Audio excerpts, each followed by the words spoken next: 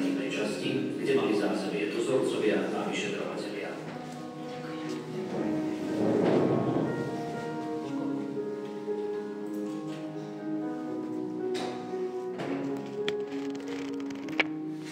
V základnom krídle budovy tvorili väčšinu ciel samotky.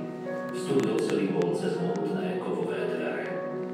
Tie mali výdajné okienko a malý otvor, ktorý slúžil na sledovanie väzňov. Tí tak strácali posledný kúsok súkromia. V celách bola pličňa, slamník, deka a šľapací záchod, respektíve nádoba na výkali. Zápach z nej sprevádzal väzňov počas celého pobytu v cele.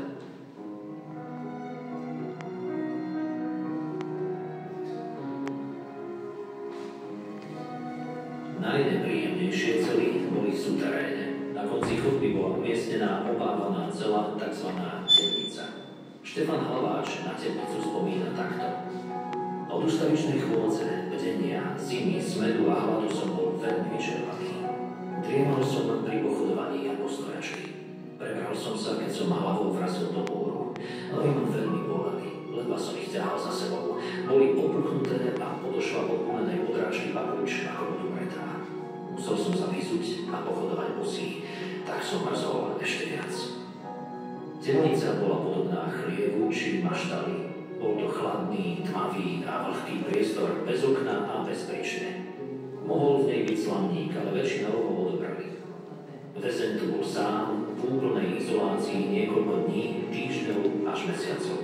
K utrpeniu prispievala aj strava, len trocha chleba a vody.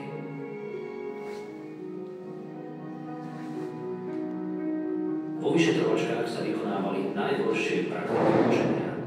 Deň po odobratí zdravy nasledovalo bitie, kopanie do kolena, holenie a státie v potrebe, alebo šikmé státie pri stene na končekoch prstov. Výsluchy trvali aj niekoľko dní a nocí za sebou, pričom sa vyšetrovatelia pri väzni striedali. Preto sa takýmto výsluchom pravilo aj mlyny.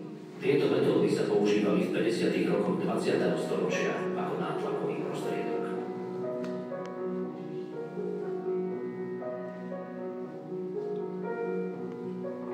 Toto nádvorie je dnes vo väčšej miere zastavené, pretože sa tu nachádza kultúrno-vzdelávacie centrum, ktoré bolo postavené v roku 2008. Tadiaľto prevádzali väzňov smerom k úzkému schodisku, ktoré viedlo na strechu. Tá bola špeciálne upravená tak, aby slúžila pre vychádzky väzňov. Prestavba väčšej časti zo šikmenej strechy na rovnú sa realizovala na základe plánov, ktoré boli vytvorené v roku 1932.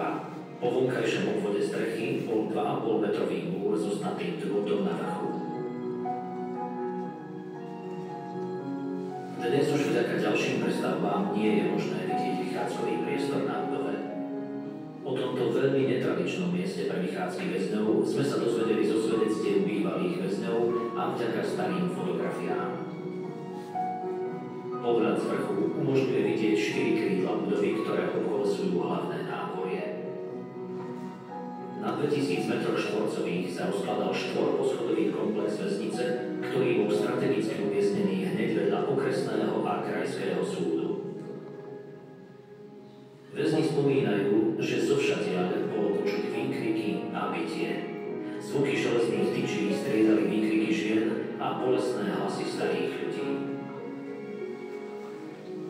Príbehy ľudí, ktorí boli uväznení na základe svojho náboženského alebo politického presvedčenia, sa pomaly podarilo vytesniť z povedomia obyvateľov mesta. Je však dôležité a správne hovoriť o tom, ako sa porušovali základné ľudské práva.